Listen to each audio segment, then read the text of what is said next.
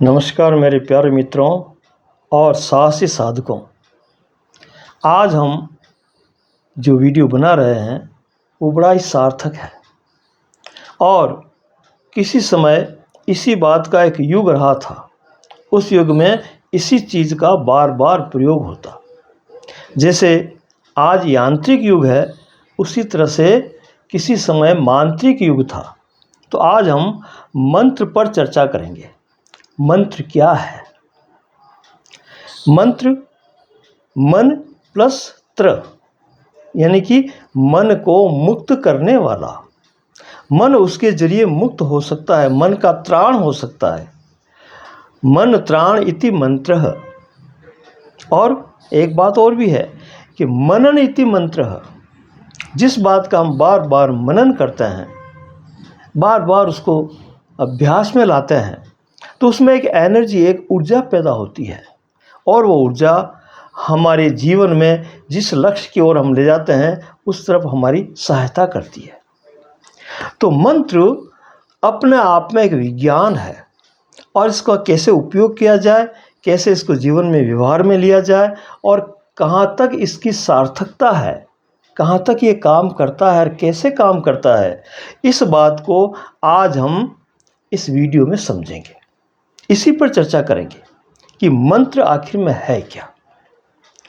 तो इस मंत्र का सविस्तार यदि वर्णन किया जाए तो हमारे पुराने युगों में ऋषि महर्षियों ने इन मंत्रों के द्वारा, इस विज्ञान के द्वारा अनेक असाध्य कार्य किए हैं, अद्भुत कार्य किए हैं, जो इन यंत्रों से भी संभव नहीं है। आधुनिक यंत्र जो हैं उनसे भी संभव नहीं है। ऐसे कार्य सिर्फ मंत्रों के जरिए, उस मंत्र की ऊर्जा से इस प्रकृति सब संबंध करके, उसकी शक्ति को मंत्र का माध्यम बना करके, उसके जरिए ला करके और अपने कार्यों को संपन्न कर दिया और हमें अचंभित कर दिया। लेकिन उस समय ऐसा परिवेश था, ऐसे व्यक्ति थे, ऐसा उनका विश्वास था, वो विधि विधान जानते थे, इसलिए पूरे तौर तरीके से उसमें उतर करके उस कार्य को पूरा कर लेते हैं। लेकिन आज वो समय नहीं रहा। आज करीब करीब विश्वास ही नहीं किया जाता है और यदि किया जाता है तो विधि विधान में कहीं न कहीं चूक हो जाती है या श्रद्धा में कमी हो जाती है या हम आलस्य कर बैठते हैं या पूरा भरोसा नहीं होता है। तो बहुत से कारण हैं। इन कारणों को लेकर के भी ये जो विज्ञान है ये अपना कार्य नहीं बता रहा या कम बता रहा है तो है। इसमें शक्ति वही है जो पहले थी, उसी शक्ति का उपयोग आज भी गई नहीं है, वो आज भी काम में आ सकती है। लेकिन उसका उपयोग करने का यदि तरीका हमारे पास आ जाए कि मंत्र अपने आप में क्या ज्ञान है और इसका कैसे प्रयोग और उपयोग किया जाता है, इसके लिए हम यदि पूरी समझ के साथ में इस विज्ञान को समझते हुए इसको क्रियान्वित करें तो आज भी ये कार्य करता है। मंत्रों में महान शक्ति है और मंत्रों से अनेक शास्त्र भरे पड़े हैं। कहते हैं कि वदंती है या उनका अनुमान है या प्रमाण है, लेकिन ऐसा सुना गया है कि 7 करोड़ मंत्र हैं। कितने? 7 करोड़ मंत्र, जो अनेक तरह से, अनेक आयाम में, अनेक विधियों में, अनेक प्रयोगों में, अनेक कार्य के लिए अलग अलग तरह से प्रयोग में आते हैं। 7 करोड़ मंत्र। अब ये मंत्र काम कैसे करते हैं इसको थोड़ा समझते हैं हम। जैसे हम जो बोल रहे हैं, हमारे जो शब्द हैं, यही एक सबसे श्रेष्ठ और महत्वपूर्ण और अधिकतम साधन है अपनी किसी बात को अन्य तक पहुंचाने की। जगत व्यवहार में भी तो ये हो रहा है ना कि हम बातचीत के जरिए अपने विचारों को दूसरे तक पहुंचाते हैं और दूसरा हमारे तक पहुंचाता है। एक आदान प्रदान होता है इन शब्दों के जरिए। तो इन शब्दों का जो तालमेल है, ये शब्द भी इस मंत्र में बड़े सहायक हैं। अब कौन से शब्द, कौन से शब्दों से कौन सी लहर, कौन सी ऊर्जा प्रकट हो रही है और उस किस ढंग से उसको काम में लिया जाए तो काम करने लगता है। 2 तरह के ध्वनि होती है, ये ध्वनि ऊर्जा है ना। जैसे अग्नि भी एक अपने आप में ऊर्जा है, वायु भी अपने आप में ऊर्जा है।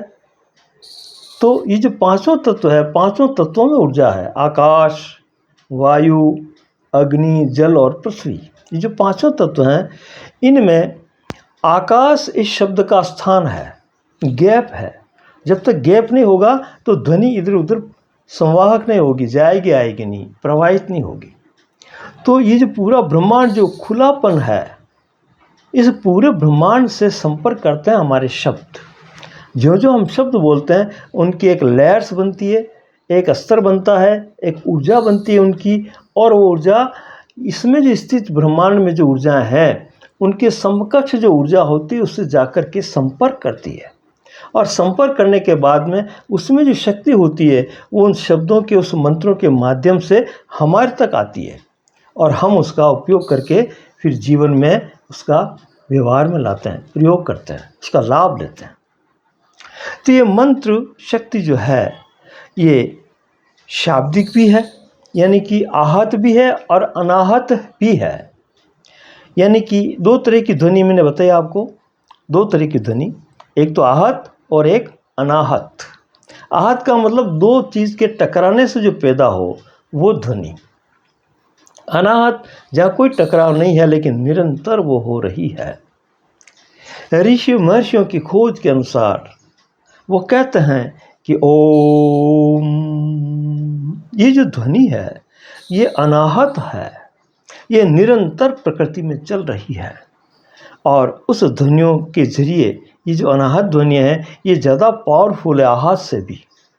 तो ये जो अनाहत ध्वनियाँ हैं जो ज़्यादा सक्षम है, ज़्यादा शक्तिशाली है, उससे आहत ध्वनि अगर संपर्क कर ले, यदि सामीप्य उनका लाभ हो जाए, यदि उनका मिलान हो जाए, तो वहाँ से शक्ति लेकर के ब्रह्मांडी शक्ति हमारे सामने प्रत्यक्ष हो जाती है। ये आहत और अनाहत का मिलन है। तो हम आहत करते हैं, आहत का मतलब शब्दों के टकरार से, जबान मुंह इनके टकरार से, वायु से, इन सब के सम्मिश्रण से एक ध्वनि निकलती है, एक मंत्र निकलता है, और वो मंत्र जो है उस अनाहत ध्वनि से जाकर के संपर्क करता है जो ब्रह्मांड में व्याप्त है। उससे उसमें परम शक्ति है, बहुत शक्ति है उसमें, असीम है वो।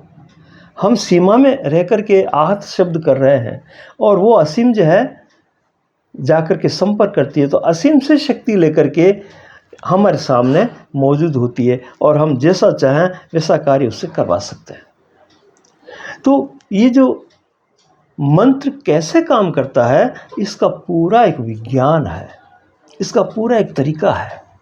यानी कि जो जैसे आरपीएम, अगर टेक्नोलॉजिकल वर्ड में मैं कहूँ तो इतने आरपीएम बनेंगे, इतने मतलब जो शक्ति से कोई मोटर घूमेगी तो जाकर के उसमें ऊर्जा पैदा होगी, और ऊर्जा से फिर वो गति करेगी, वो काम करने लगेगी। तो इसी तरह से मंत्रों के शब्दों में भी जो संख्याएं बताई जाती है कि 108 बार करो, 11 बार करो, 21 बार करो, है ना, ये जो संख्या है ये आवृत्तियाँ हैं, ये आरपीएम है। तो वो जो जब गति करते हैं तब जाकर के उसमें ऊर्जा पैदा होती है, और वो ऊर्जा फिर प्रत्यक्ष होकर के काम करने लगती है। ये वैज्ञानिक ढंग से मैं आपको बता रहा हूँ कि इस तरह का इसमें पूरा सिस्टम जमा रहता है, पूरा तंत्र जमा रहता है, पूरी व्यवस्था है इसमें। तो शब्दों का बहुत कुछ प्रभाव होता है। यदि आप किसी को अपमानजनक शब्द कहते हैं तो उसमें अलग तरह का प्रभाव दिखेगा, व्यक्ति में आक्रोश में आ जाएगा, क्रोधित होगा, उसका चेहरा बदल जाएगा, उसके हाव भाव बदल जाएंगे, उसके कार्य करने के तरीके आपके प्रति विपरीत होने लग जाएंगे। और यदि सम्मान सूचक शब्द बोल रहे हैं तो आप जैसा चाहेंगे वैसा उसको चला सकेंगे, वो भी खुशी होगा, राजी होगा, और आपसे सामिप्य करने का प्रयास करेगा। ये सब बोलने के ढंग से, उन शब्दों के जरिए जो लहर जा रही है, जो फ्रीक्वेंसी जा रही है, वो आगे जाकर के क्या प्रभाव छोड़ रही है, ये हम व्यवहार में हमेशा देखते आ रहे हैं। तो इसी तरह का ये जो परम शक्तियाँ हैं ब्रह्मांड में, उनसे कैसे संपर्क किया जाए, उसके लिए स्तुति, प्रार्थना, मंत्र, ये सब का विधान है। और इस विधान को उसी भावपूर्ण ढंग से यदि आप करते हो, एकाग्र होकर के करते हो, उनसे सामीप्य रखते हुए, प्रेम रखते हुए यदि आप इनका उपयोग करते हो, तो ये जा कर के आगे कार्य करते हैं और हमें और आगे गति देते हैं, प्रत्यक्ष रूप में आकर के गति देते हैं। इसका पूरा विज्ञान है। अब इन मंत्रों के अंदर अनेक प्रकार हैं। मंत्रों के प्रकार की यदि हम बात करें तो उसका कोई फिर कभी इसका और आगे चर्चा करेंगे गहराई। पर उससे पहले साधन की जो विधि है, मंत्र कैसे काम करते हैं ये हमने समझा। अब इसके साधना की विधि क्या है इस पर थोड़ी बात करते हैं, थोड़ा संकेत देते हैं।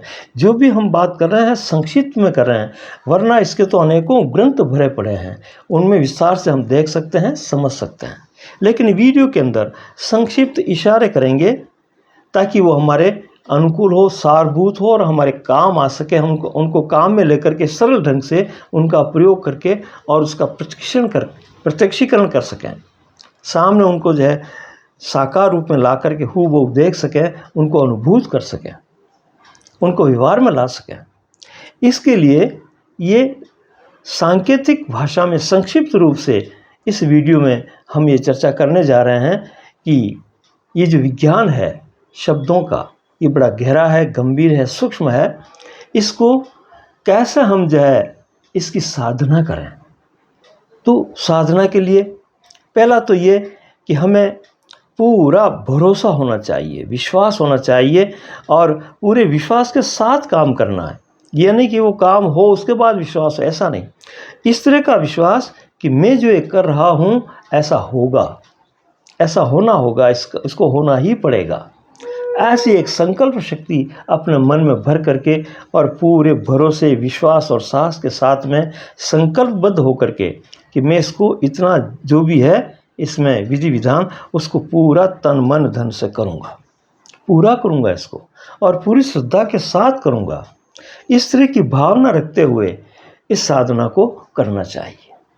और उसके लिए जो जो तरीके बताए हैं, जो जो विधियाँ बताई है, उन विधियों के साथ हमें जुड़ना पड़ेगा, चलना पड़ेगा, तब जा कर के कहीं ये कार्यान्वित होंगे और कार्य करेंगे। इसके लिए दो तरह की बात है, मंत्रों में दो तरह की साधना है, साकार साधना और निराकार साधना। साकार साधनाओं में अनेक प्रतीक जो हमारे सामने होते हैं उनको सामने रख करके उनमें जो गुणवत्ता है उस गुणवत्ता से हम संपर्क करते हैं। जैसे हनुमान जी हैं तो उनमें क्या क्या गुण हैं, दुर्गा है तो क्या गुण है, शिव है तो उनमें क्या गुण, उनके गुणों को जानना पड़ेगा। राम है तो, कृष्ण है तो उनके गुण क्या हैं, वो क्या क्षमताएं रखते हैं, उन्होंने क्या क्या लीलाएं की है, क्या क्या वो कर सकते हैं। उन गुणों को अपने मन में पूरा समझ करके और उनके सामने उन गुणों को आकर्षित करते हुए, उन गुणों में समाहित होते हुए या उन गुणों की कृपा प्राप्त करने के लिए हम निरंतर प्रयास करें, उन गुणों पर ध्यान रखते हुए। और इष्ट की यदि हम साधना करते हैं, जैसे कृष्ण की साधना कर रहे हैं या शिव की साधना कर रहे हैं, तो उनकी जो साकार मूर्ति है, यहाँ तस्वीर लगाने की बात मैं नहीं कर रहा हूँ कि तस्वीर के सामने दीपक कर दिया, अगरबत्ती कर दी, फूल माला चढ़ा दिया आपने और फिर आप मंत्र साधना में बैठ गए। उससे अलग हट कर के एक बात कर रहा हूँ कि जो भी शिव की तस्वीर आपको अच्छी लगे या कृष्ण की अच्छी लगे, उसको अपने मानस पटल में बिठा दो। सामने तस्वीर की ज़रूरत नहीं है, वो तस्वीर मन के भीतर होनी चाहिए। और जब तक आपका मंत्र जाप चल रहा है तब तक वो मानस में तस्वीर भी बनी रहे। यह है मानस जप का तरीका। और इस जप के लिए भी 3 तरह के मुख्य विधानों के बारे में चर्चा की जाती है। एक तो वाचिक जप, यानी कि जब मैं बोल रहा हूँ तो अन्य भी सुन रहे हैं, मैं भी सुन रहा हूँ, यानी कि बोलते हुए शब्दों के जरिए वाचन करते हुए जो जप होता है उसको वाचिक जप कहता है। फिर जप की जब कुछ सूक्ष्मता बढ़ जाती है, कुछ कैटेगरी बढ़ जाती है, तो उसको कहते हैं उपांशु। वाचिक से वो उपांशु हो जाता है, सिर्फ होठ हिलते हैं हल्के हल्के से, फुसफुसाहट सी होती है, लेकिन शब्द सही ढंग से सुनाई नहीं देते हैं पास बैठे हुए व्यक्ति को भी। और अंदर ही अंदर जो है उस वायु के साथ में, फुसफुसाहट के साथ में वो शब्द जो है चलते रहते हैं, उनको उपांशु जप कहते हैं। मध्यम स्थिति है ये। और फिर है मानसिक जप। मानसिक जप में न तो बोलना होता है, सुनाई देता है, न होठ हिलते हैं, बिल्कुल चुपचाप शांत बैठा रहता है और मन उस जप को करता है। उसमें शरीर इतना साथ नहीं देता, शरीर तो सिर्फ अपनी स्थिति को स्थिर करके बैठा रहता है और मन उस जाप को निरंतर करता रहता है। वो जप ज़्यादा शक्तिशाली है, मानसिक जप।